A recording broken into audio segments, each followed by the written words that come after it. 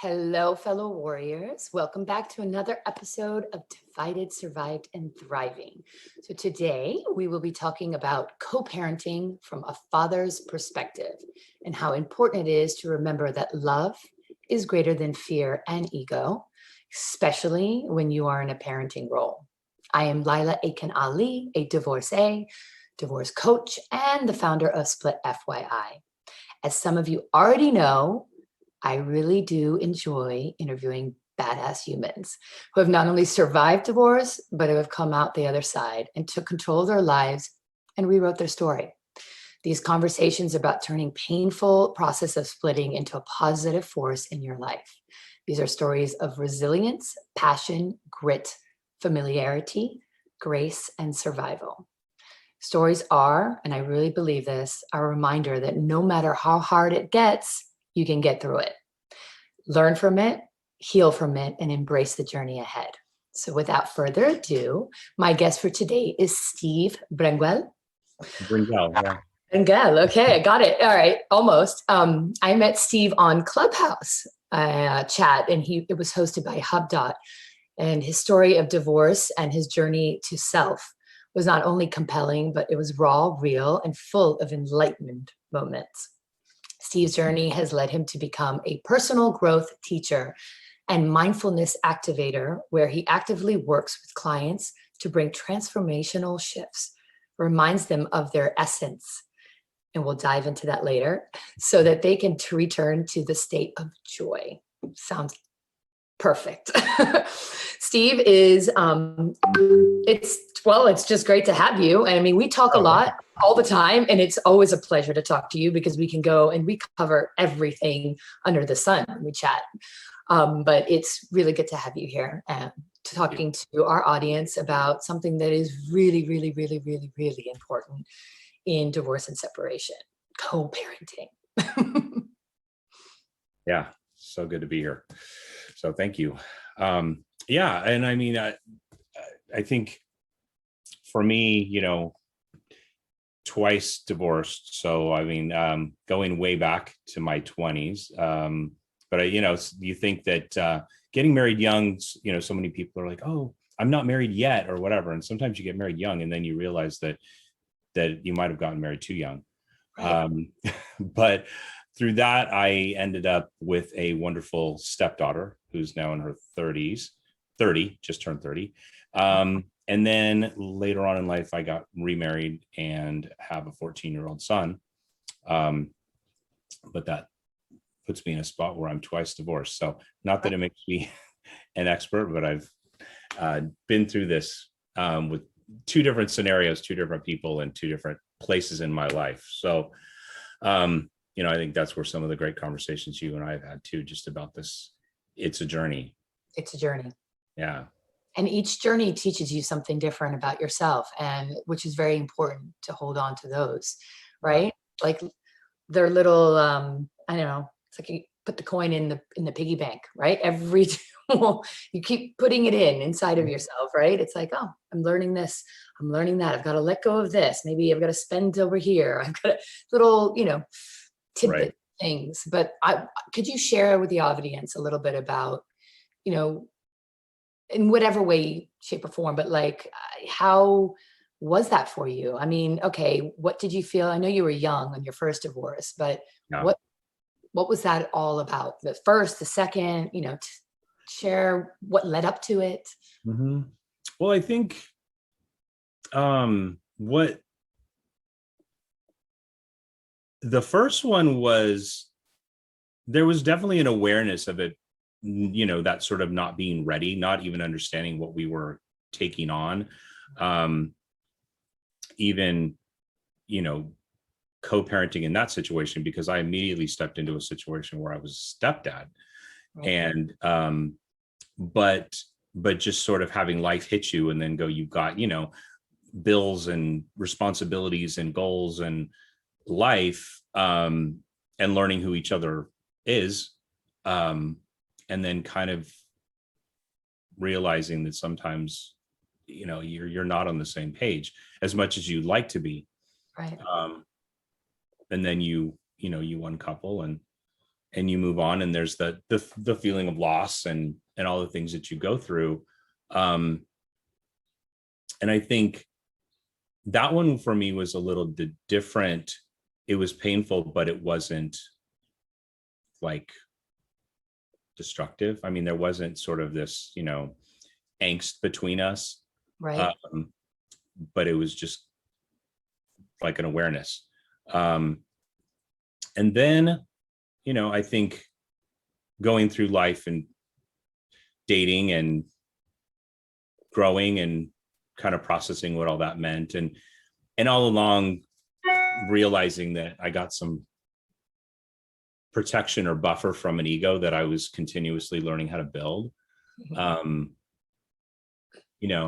I met a really awesome lady, and she was younger than I was, but we were, and so I was like, great, I had been married before, so she wasn't in a hurry to get married, and but we dated, and then eventually got to a point where we were, had a dog and all these things, but we were going to get married. And I know now when I look back on it, like going all in was a challenge for me from the beginning. Right. And it's hard to accept. It's hard to admit, but I was where I was at the moment. And so we both went into it together. And then my son was born, which was completely a choice. We wanted to have a child and have my son. And it changes the dynamic. Mm-hmm. You go about, okay, how do we still learn how to, I'm me and you're you, and you're this strong person. I've always said she's like on the soulmate scale, mm-hmm. She's like the diamond hammer to my, right. And my ego didn't want that. Right. Like I didn't want this person that was going to call me out on my BS and who was going to, be this mirror for me and tell me what I needed to admit or accept, or, where I needed to grow. Right. And so it was a challenge to be that partner. Mm-hmm. It didn't feel as much at times like a partnership. So it was a separate within the household partnership in a lot of cases.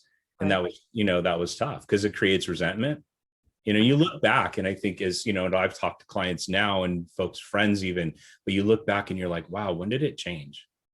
Right. Like, I didn't go into this. I didn't choose you, and I didn't say I do. And I didn't, say forever to you ever, thinking that we were going to get to the point that we couldn't do it. Right. And so then you look back on it and you're like, okay, when did it shift? And then, and I had to look back on it from a very introspective standpoint and go, when did I decide I couldn't do it or wasn't going to do it anymore? And that's on the other side of, I like to talk about kind of the divorce like a burning house, but that's like on the outside of the burning house. When I look back on it, and I was like, oh, okay, I see who I wasn't willing to be at that time. Right. And so often we look at it and we're like, oh, it's the other person, or, in my case, she did this, she did that. And I was like, yeah, what did I do or what didn't I do? Well, when did you start asking yourself those questions? Because it is an enlightened thing to do. And this is what I say, that you are hit the nail on the head when you say that often you say that person did this. It's that, because they're not doing this, they're not giving me enough love. They're not saying the right things. They're not doing the right things. They don't love me enough. It's the blame on the other person instead of looking at yourself. When did that happen for you? Well, I mean, I guess when you can say, when it was too late, but when it was much later. I mean, I was actually in another relationship after my divorce, in a 5-year relationship with a girl that, that's where I was very consciously aware of knowing that I wasn't or couldn't go all in, and that I had built this ego facade that was my life was so much built around fun and very lacking in joy.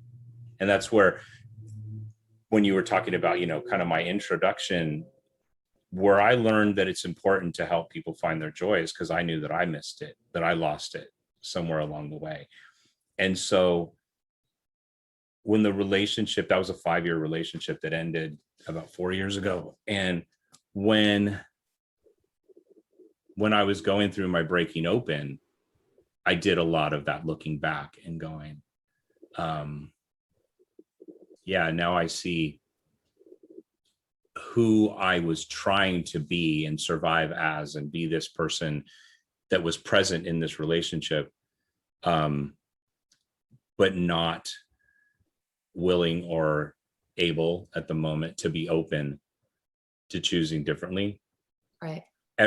Everything that I wanted was on the other side of fear. And I'm also a child of divorce. So my parents were divorced. And like I said, I was very blessed to not have what we could call on the scale of ugly divorces. But what I saw with my parents, and just sort of their not relationship, and, not being able to be in the same room, and not being able to be at our, school events at the same time, and things like that. But I look back on still the fact that I built this, persona of how to appear to be married, appear to be a partnership, appear to be all these things. And yet inside I wasn't 100% all in. Right. And, it was like an imposter. You were an imposter. Yeah, exactly. Which I think that happens quite a bit. And I think that when the realization starts happening within the marriage itself, and it's not communicated, not understood there and then, like you said, I mean, of course, too late. You start understanding these things, that's where the breakdown starts happening. And, then that gateway opens up for the other partner to just blame you or blame the other person for why the breakdown's happening, right? And the ego wants to blame, right? I mean, the ego, it's convenient, and it's like, oh, it's not me, it's not, it's them, or or they don't like me the way I am, or they don't, Right. they're totally different. But I think what, to the point of your question, like what I realized was I wasn't open,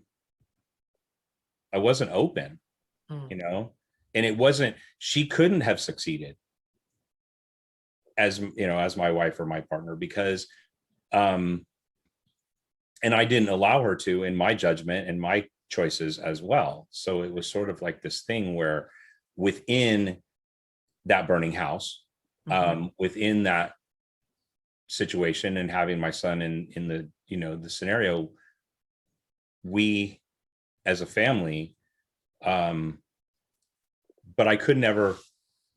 we couldn't move beyond the fact that I wouldn't be open to allowing peace. Right. And so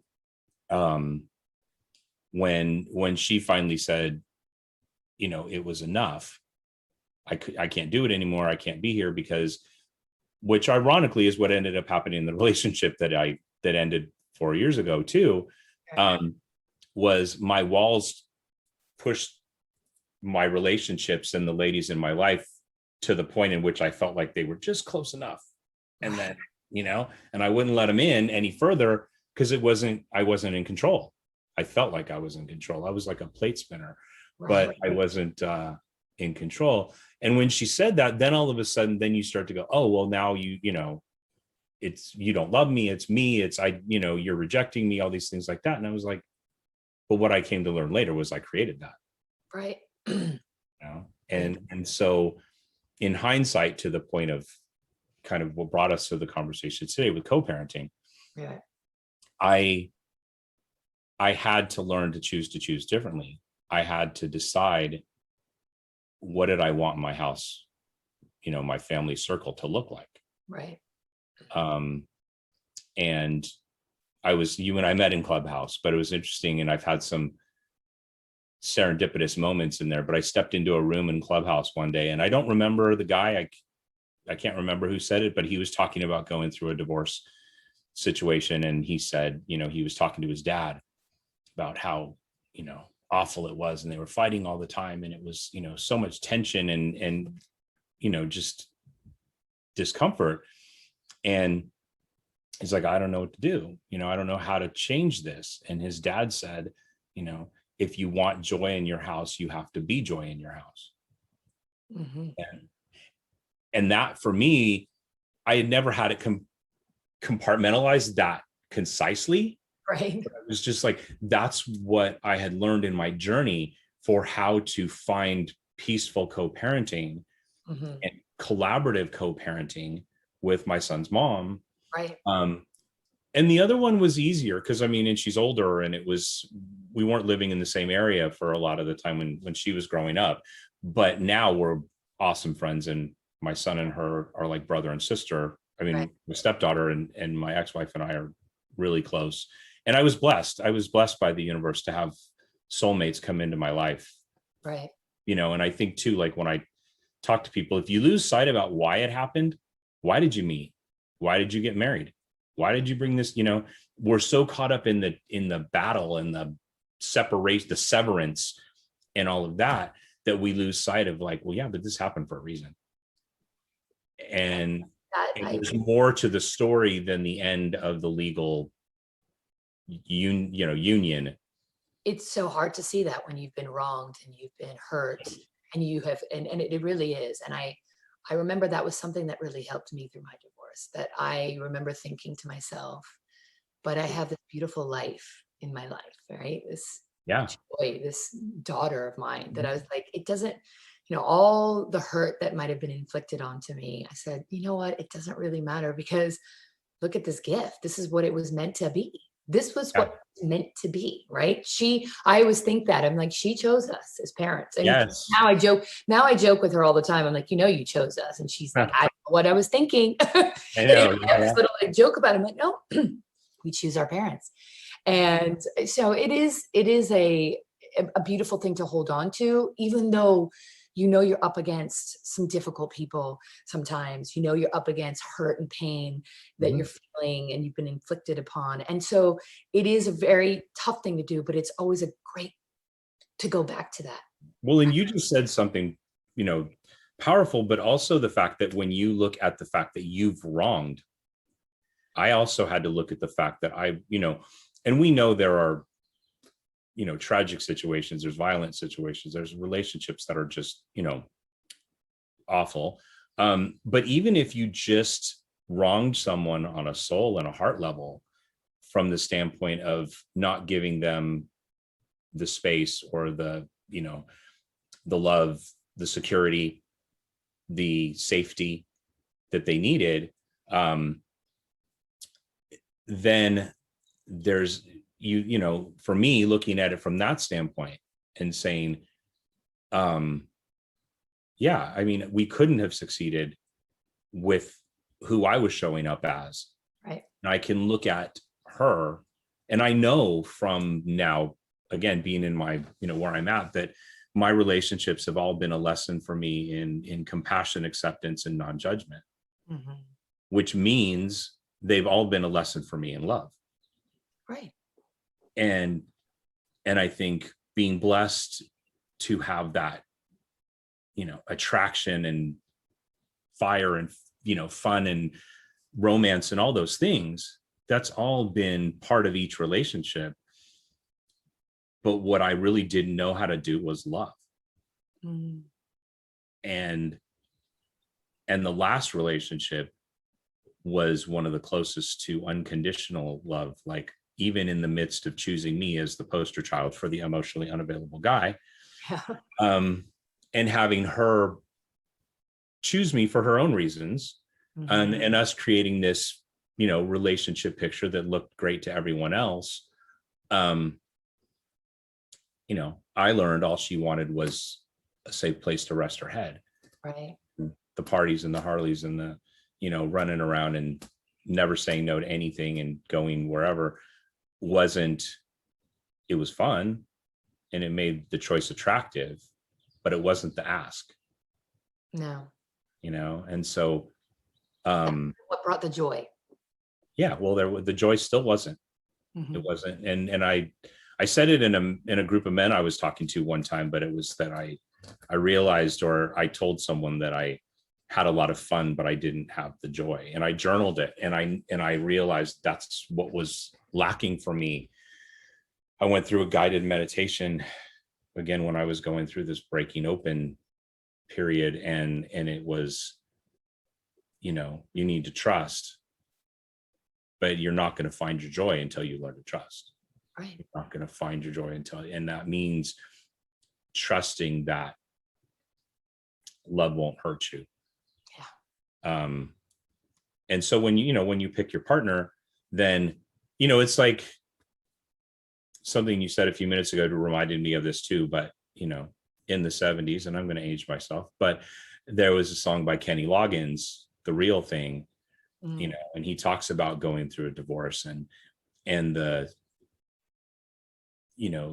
story that, or the reality that he was presenting to his kids. And, I heard it on AM radio growing up, and, went through a divorce with my parents and then went through divorces of my own. And I still didn't ever get to the point that I was just like, yeah, but that's it. The real thing that was missing was love, real love, and that's where the ego gets in our way. And I think, again, I mentioned it a few minutes ago, but that analogy of the burning house, if you're in this situation where you're just like, I can't stand her and she's always picking at me, and, I come home and I'd rather not, I just want to go out with the boys, or, Hear that a lot. that, or we're not happy, or she doesn't, or she's looking at other guys, or this is that, whatever. Right. And you're just like, so you feel like this house is on fire. And then, but in your mind, you're like, well, and the ego says too, well, if we get a divorce, I failed. If we, I still have obligations. I don't want to not be with my kids every day. I would miss them terribly. And so all the decisions that come about changing the dynamic or the state that you're in, a lot of times still don't come down to like, are you willing to change yourself, or are you willing to make a different decision? Right. But you think about all those things, but in the meantime, the house continues to burn. Mm-hmm. And so if the divorce metaphor would be getting out of the burning house, then what happens so often is we get out of the house, the divorce is final. We're no longer in that, pain, tense, dis-ease, discomfort situation. But we don't immediately start pouring water on the embers. We keep pouring gasoline on them. Well, it might not be in the house as well. It's just now spread everywhere else, because to be honest with you, all those issues and those problems, when you get divorced, it's heightened by the nth degree, especially when you're co-parenting. So all of those issues and those problems translate into a relationship that becomes this co-parenting relationship. And so it might not be in the house. It's kind of in like houses.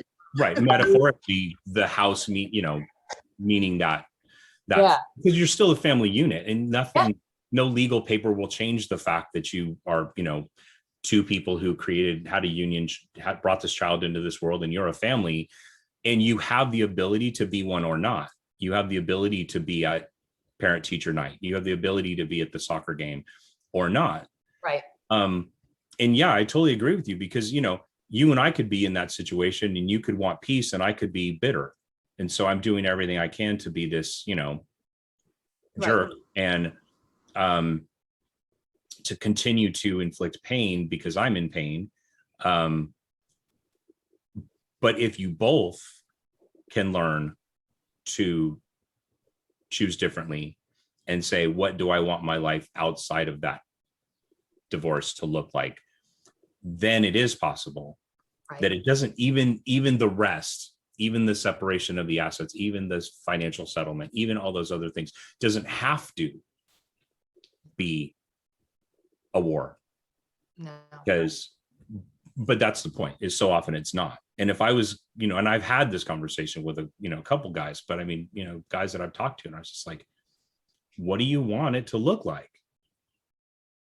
Like, in your ideal situation. Okay, so you don't, and healing doesn't mean you're going back.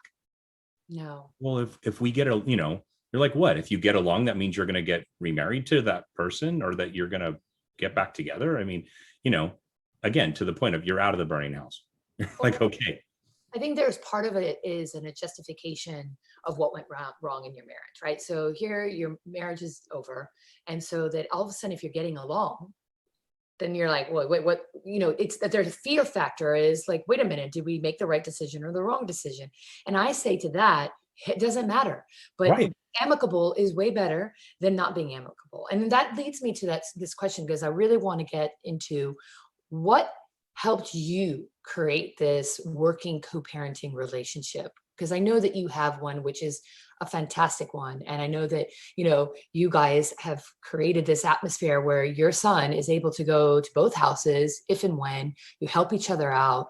It's an idyllic situation where, he feels like he really literally has these two homes that he's just, it's just a brick and mortar, but really it's one home, right? There's two brick and mortar places, but it's one cohesive home because his parents communicate with each other. They're okay. They got each other's back when one person's working. And I love that about this. And I know that it can't happen for everyone. And like we're going back to the point where some people end their marriage in really hard circumstances. Okay. Really bad circumstances, hard to get to that kind of place. But what do you think is that?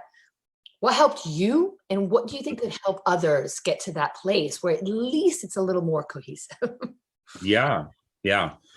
Well, like I said, I believe, in any conversation I'm having with anyone, I can't ask someone to do something that I can't or haven't done myself. I can't give something as an example to someone if I haven't done it myself. Right. And so I had to ask myself as time went on. And my son's mom and I separated and divorced around the time he was 4, and he's going to be 14. And there were times when it wasn't as collaborative co-parenting, it wasn't as easy. And the hard part is I had to look at me. Mm-hmm. And that's back to the point I made a couple minutes ago. I had to be like, okay, she triggered me on that. Okay, I didn't like that interaction. Okay, that request didn't land well. Okay, I didn't handle that well. I didn't approach her the way I should have. I didn't communicate correctly.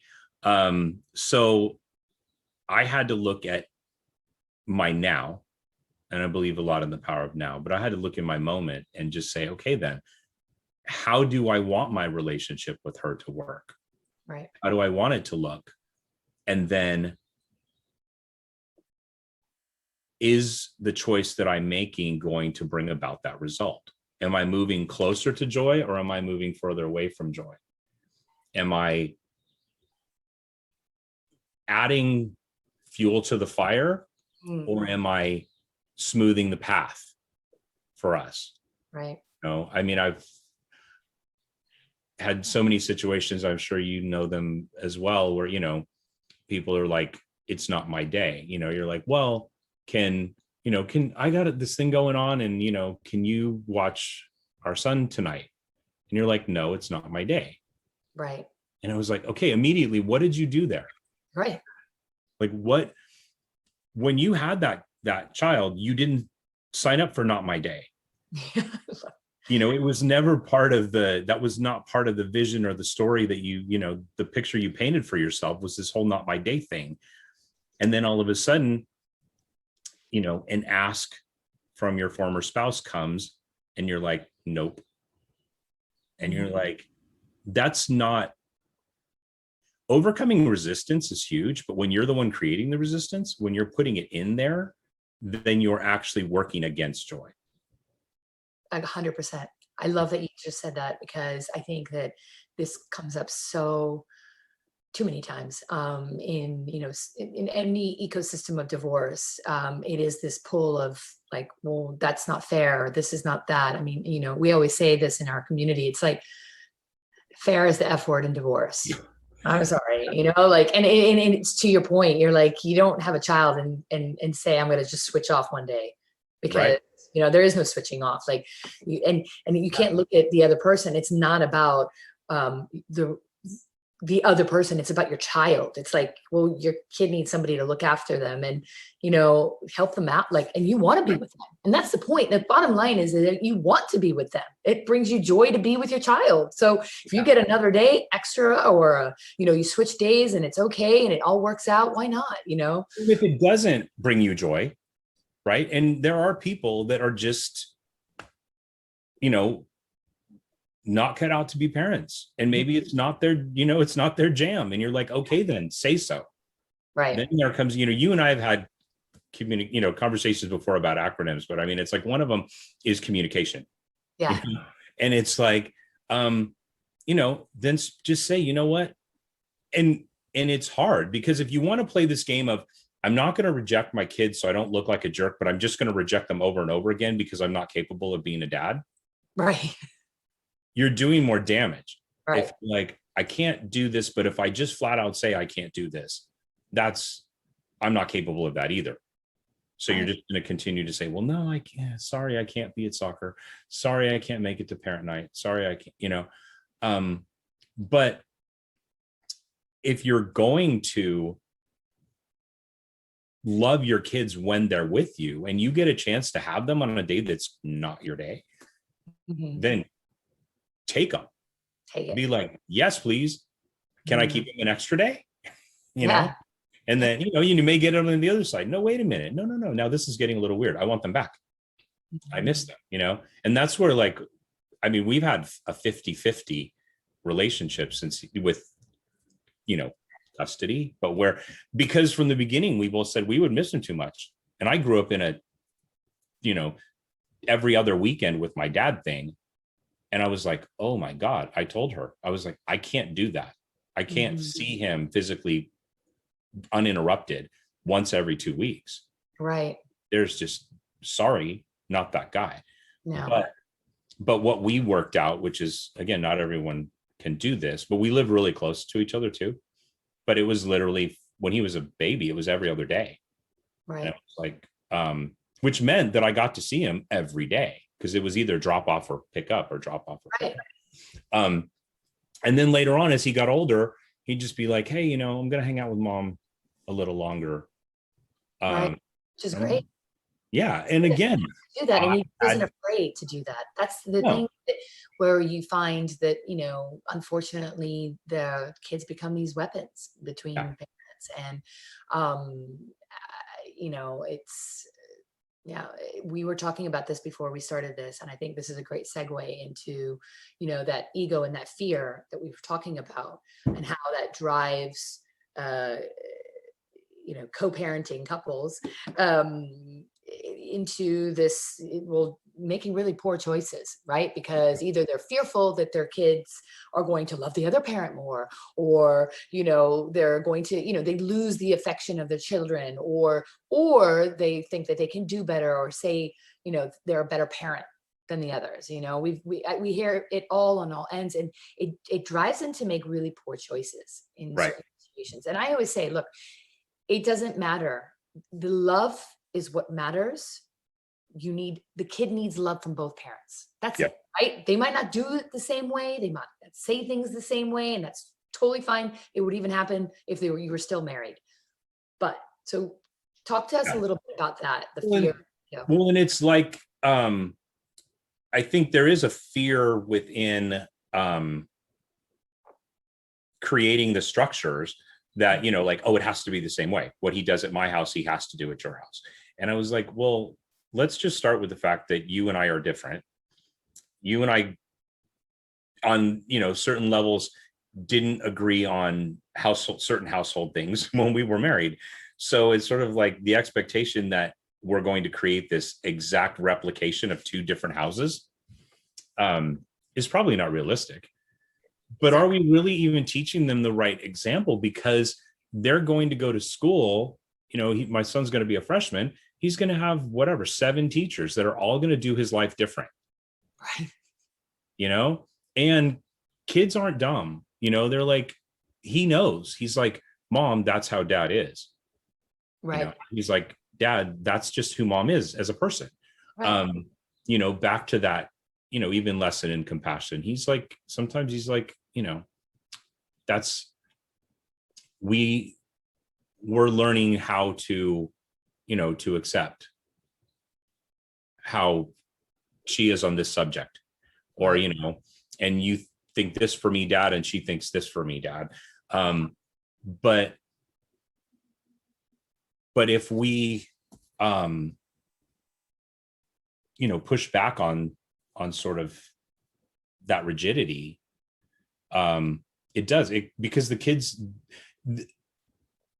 the way that I think you can almost guarantee that they're going to like one parent more is if you have this sort of like completely opposite, one house is so rigid, the other ones do whatever you want. One of them's accepting, the other one's critical. One of them's this, the other one, so it's working on creating that acceptance, but it's an acceptance on both sides. He accepts me for not being her. He accepts her for where she's not me. Where she's not me. And, and I do the same. I'm like, oh yeah, you and I don't agree on this situation, or we don't see things the same way, but I see value in what you're saying. Or in this case, I don't. Right. And it happens. And then, as some of our parents told us when we were little, but it's like, pick your battles. And I'm like, I gotta, pick which times do I want to rock the boat a little bit, like put that joy in jeopardy for a short period of time. Exactly. I think it's like, when it comes to the kid's safety, okay, I get it, and I always say, is your kid in danger? Okay, that's a whole nother story, right? But if they're not, and it's a matter of, one house, the kid goes to bed a little later than the other house, or, they do these little things, and it becomes this, often I hear parents say, I don't think he is capable of looking after the children, right? Like, I don't think, and it's usually in the mother's perspective, which is, they're completely capable. In fact, they become even more capable when they do have that responsibility. Yeah. And the more that they have that responsibility, right? If you do have that actual 50-50, it really does become like you have to step up. You got to do it, right? And I think there is some beauty in that. Whereas the fear, like we were talking about earlier, the fear, the ego, all this that's driving this push back and that fight between a couple after they get divorced. Part of it is because they want to be the parent that's loved the most. Mm-hmm. They want to be the one that said, there is no such thing. I will, as we grow up, yes, my mom has certain characteristics that I really need over my dad's, and my dad vice versa. My father I was scared of. He was strict. He was really tough on me. So obviously when I was younger, I was like, oh, I hate him. He's so mean to me, but I didn't hate him. But you know what I mean? I was always angry at him. Right. And now it's like my go-to for so many things in life, right? And whereas my mom is that go-to still for that nurturing, I'm like, I just need to be in mama's space. And they give me two different things, and I value that. And that is part of the journey of a child, right? Yeah. You get to that, you have to allow a child to have that. And that's what the beauty of what your relationship that you've created with your ex has allowed your kid to do. Well, you said in the beginning of this too, layering in that essence, standpoint, but we are not born with fear. We learn fear, right? We learn. And when I say about, love versus ego and fear, but fear is anything that isn't love. But when we're going to teach, especially as a man with a son, but I'm going to teach my son how to move forward in this life and how to treat women, how to respond to women, how to care for a woman that's in his life. So if I set the example as the guy who can't be at the football game because I can't be in the same place with the person who birthed you. I've got so much anger and resentment, or, my ego is just like, you can't act like you like her. Or if you're in a new relationship, which, I saw within my family where, you don't want your new wife to think that your ex-wife still matters. Right. I saw that with my dad, and I don't judge him for it. I look back now and I know that when you choose a lady in your life, you protect her and you honor her. And if that's either a perceived or a real fear, then you protect it. But for me, the choices that I make have to show my son, I'm like, your mom is your queen. Mm-hmm. The lady that's in your life is your queen. You need to treat her that way. You need to honor her that way. I know you don't always see me making the best choices in the moment, and I don't always speak to her maybe in the way that I wish I would. Right. That's because I'm human. Right. That's because I was really frustrated in that moment. Mm-hmm. But your mom knowing that you love her is critical. Mm-hmm. So teaching him that just being with me all the time and getting to be boys and hanging out and, talking about, Taekwondo and sports and all that stuff is all good. But any moment that he is with me is not taking away from our relationship. Yeah. And it's any moment that he's with his mom is adding balance. Total. They need it. You hit, that is right there, the golden nugget. It's like the yin and the yang. You need the balance in your life to be a balanced person. And why would you want to take that away from that opportunity for a developing child? I mean, just that in itself. And if I'm adding to that fear, like you mentioned a few minutes ago, but if I'm adding to the untrue, but the fear that she's going to lose him, or that I'm going to be the favorite parent. And I'm like, I have to do everything I can to make sure that that is not the reality, that I'm not playing that game, and that I'm not teaching him to play that game. But then I also have to communicate to him, your choices matter too, at your age. And I was like, you need to also choose your mom, and communicate that to him as a father and a dad, and say, because, and I learned this in The Way of the Superior Man by David Data. It's an awesome book. Yeah. But if you ever put the lady in your life in a place in which she's fearful, then everything that comes out of that space, the fear, the anxiety, the reactions, and the fact that her masculine rises because she feels she's out of balance, then you're perpetuating all that. Right. And if you come back into your masculine leadership place and role and say, don't worry, I'm going to make sure that he knows how important you are. I'm going to make sure he knows that he needs to spend time with you too. I'm going to make sure that he knows, to honor you and all those things. Then again, back to my analogy of once you're outside the house, when you're not married anymore, and you're just like, I can choose not to, like, we don't have to agree on how we decorate. We don't have to agree on how we socialize. We don't have to agree on all those things. So I have no fear of that anymore, that I'm being controlled or doing what I don't want to do. Right. But if I'm now in a place where healing not only has begun, but it's consistent, and then you move from healing into growth. And that's where everything we do in life should be about growth. Right. And so how do I continue to water that reshaped relationship? And so that's how I view co-parenting from my standpoint. Love it. I really do. And I think that, it's something that I've learned too, and the hard way. I mean, listen, it's been a long road for me as well. And I have to say that coming from a woman's point of view, there's moments in our co-parenting life and my co-parenting life that I've also had to kind of really nurture that relationship between my daughter and her father, right? And also teach him. Like I get on the phone, with him now, and I spend time with him to make him understand her as a Uh-huh. daughter, as a girl, as a feminine, as Yes.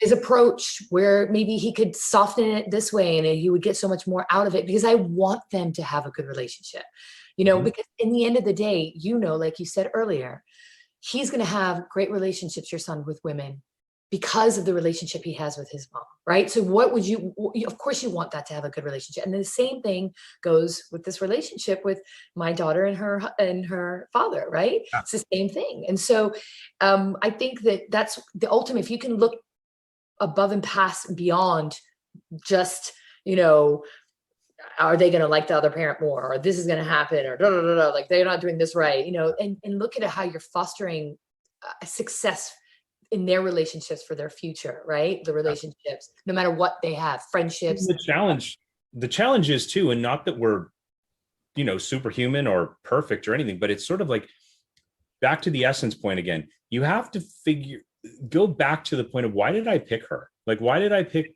my son's mom? Why? There was a point in a moment in a room somewhere that was the first time I ever saw her.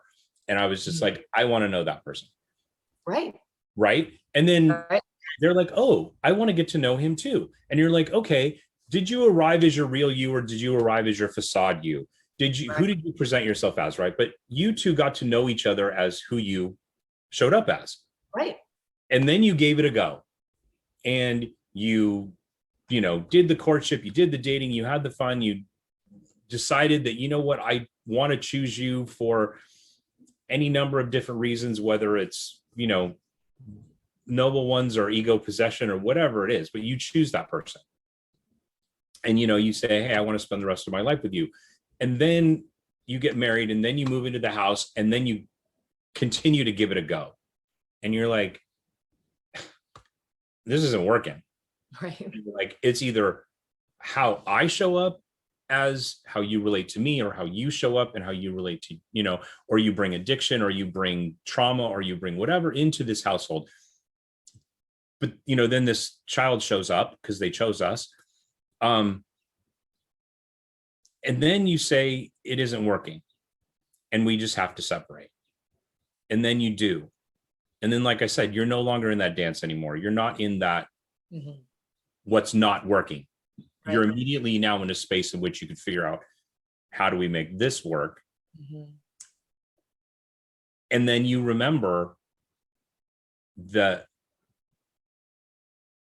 some of the aspects of the, butting heads have ended. Some of them will continue because now you're in a different place of the lawyers telling you how this all should happen.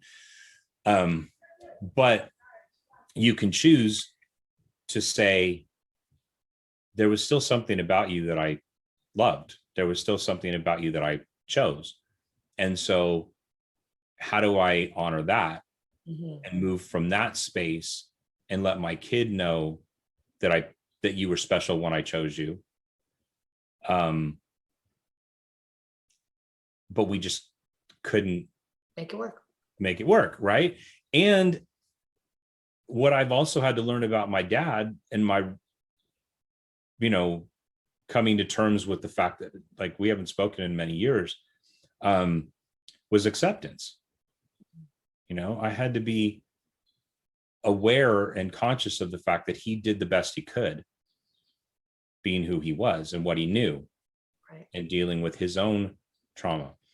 And I did too in that moment, but I don't get to live in that excuse, because doing the best that I could when my marriage didn't work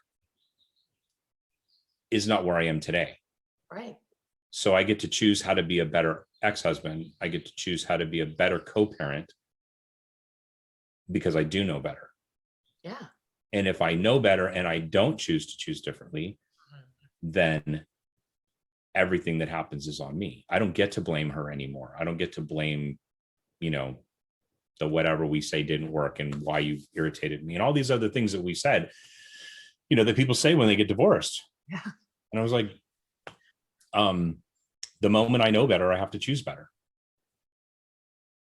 And then on that scale of moving towards joy, I'm like, if I'm constantly trying to move towards joy, I learned something interesting yesterday too. It's like you can't fail, you can only grow if you're trying. Yeah. If you're taking the steps. And so 100%. if you put that as your North Star, Mm-hmm.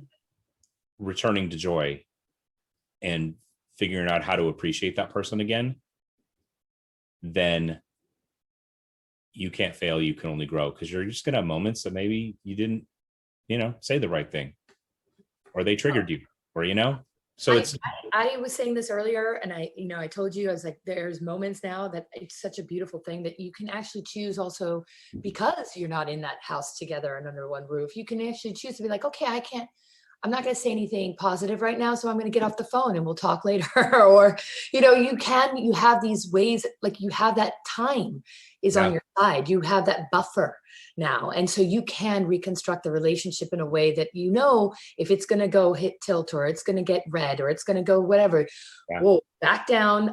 The triggers might still be there. We're human. You said before, right? It's just learning to navigate through all that. I mean, you've given some amazing insights and tips, and I know we have to, it's coming to the hour, but I really wanted to ask you, at least there's a couple of things that we didn't talk about. I know that your 2 books that you had to recommend. So maybe let's quickly talk about the 2 books, because I thought they were amazing. And then, this won't be the last conversation we have. So we can always, good. About other things for sure. But yeah, do you want to share the books that because I always love asking, what at this moment in time, what is inspiring you? What book would inspire you to share with the audience? I know you've chosen. Yeah. So, and I'll see if the camera works properly, but this is one of them. Judgment Detox by Gabrielle Bernstein. And it's one that I read in the midst of kind of this, the breaking open that I was going through and I say breaking open, I mean, it was the breakup of the relationship, but it really was, me hitting bottom, just realizing that all the choices I had been making all my life were not, there's a country music song, The Man I Want to Be. And it was just like hitting my knees and knowing that I'd been doing it wrong all along. Mm-hmm. And that's complete honesty. It was, I mean, I was not making good choices on most every level. Right. But what I learned from that book from Gabrielle was the judgment detox is about not shooting on ourselves, mm-hmm. and looking at why we feel the way we do and things that we were told and, myths that we picked up along the way. But the only way that I could get to the point that I could do any of the things that I shared with you in this hour was to let go of judgment of her, to let go of my son's judgment of my son's mom. And if I couldn't let go of that, then I can't even choose to choose differently. Yeah. And so what I like about that book is it's a very active, it asks you questions, and it's like, there's sort of not quizzes, but it just sort of, there's little challenges, and it asks you to look at yourself and teaches you how to do the judgment detox. Right. I shared with you when we were talking before, I mean, I'm not Catholic, but have, my dad's side of the family is Catholic. And I used to play around with Lent, and I gave up judgment for Lent, mm-hmm. one time, for 40 days. And for people that give up sugar and reach for the, the cupcake or whatever, and they're like, can't do that. Trying to give up judgment for 40 days. And literally every time you find yourself going to that space, mm-hmm. and questioning yourself was so powerful. Wow. It just really, because then I started to ask myself, like, what am I going to get for doing this? Why am I doing this? What, and am I moving myself closer to the joy end of the meter? Right. So that's really what, what I learned and took away from that book. And then you had another book. Yeah. Yeah. So the other one, and I would say it's a great book for ladies, but I mean, for us guys, any guys that, come across this video and listen to it, The Ego is the Enemy. And let's see if that one shows up. Yeah, by Ryan Holiday. And that to me was, I've had people say, oh, we need our ego, or ego is where courage comes from, or it's when we stand up in front of a group and have confidence to speak, that's our ego. And I was like, no, our essence, if we know that we have the ability to do something, we can do it. Right. Ego is what tells us, it's the thing that keeps us away from the things in life that are uncomfortable. And it figures out ways to avoid pain or to avoid scary unknown things. And so it builds and creates solutions. It builds facades. And in the book, Ryan Holiday talks about historically, so it's not just his opinion, but you look at the egos in history, Nero, Napoleon, just name them, massive egos in history. My old ego, who I became. And I just, the ego was not my amigo. I love that. I love that saying. Yeah, but I had someone defend the ego to me one time in a conversation. I was just like, how ironic that it's the ego that's rushing to its own defense to have you defend it. Right. And because I was like, it's but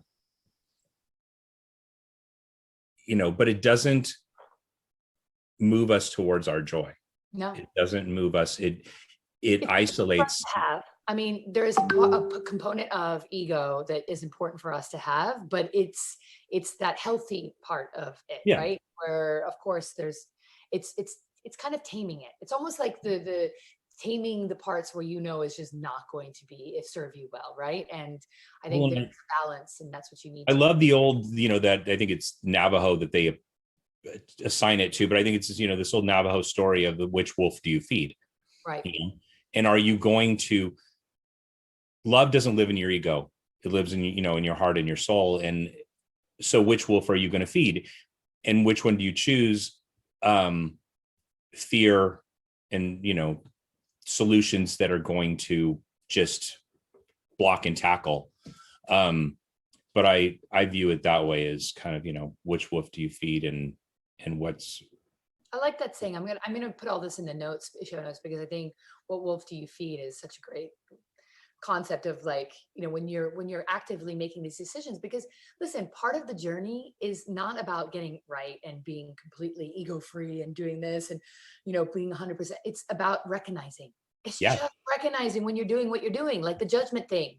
You might still have judgment in your life, but it's recognizing what you're doing and why is that going to serve you well? Is this judgment ever going to serve you well? Judgment on other people, or self-judgment on yourself. All these things are really important to recognize when it's happening. And that's part of that journey, right? And then you can make a choice. Like you said, it's like once you know, then it's up to you to make that choice if that's going to serve you well. And then then you get, it's all on you then. People talk about awakening and things like that. And it's sort of like, okay, well, if you are awakening in the morning in your bed and, your eye is sort of open a little bit and you're like, okay, is this where I'm going to stay? Or am I going to wake up a little bit more? Or am I going to wake up a little bit more? Am I going to put my foot on the floor? Am I going to, move further into? And it's a constant progression. It's not a thing where you become, as awoken as you're going to get. I mean, that's what the Buddha teaches us. If you think you're fully, enlightened, then you're not. So there is a humility to that. And thankfully, because, it also takes away the fact that there is no finality. We just continue to grow. Which is so exciting. Absolutely. Absolutely. As was meeting you. This is so great. I'm glad we got to. Thank you, Steve. Honestly, thank you. This is a great conversation. I think there's a lot to digest for a lot of people who are listening to it. And I think there's, like I always say, there's so much relatability. And even though, you're coming from a different perspective, even then everything you said, I resonate with. Like, I felt that, I feel it, I've gotten some great tidbits. I've even taken some notes while we were talking. So this was great. And we'll definitely have another conversation, because there's so much more that we can dive into. I know that, especially even on ego itself or judgment itself. And, really, how do we work with tools So that will be our conversation. But thank you. Yeah. And to the audience, I hope you've enjoyed this Divided, Survived, and Thriving episode. If you like what you hear and want to hear more stories about divorce and separation, please follow us, save it on your YouTube channel. And, you can always join our divorce support group, Split FYI, divorce support group on Facebook, or check out the website. It's okay. Or check out the website, www.splitfyi.com. Okay, thank you. Alrighty, thank you.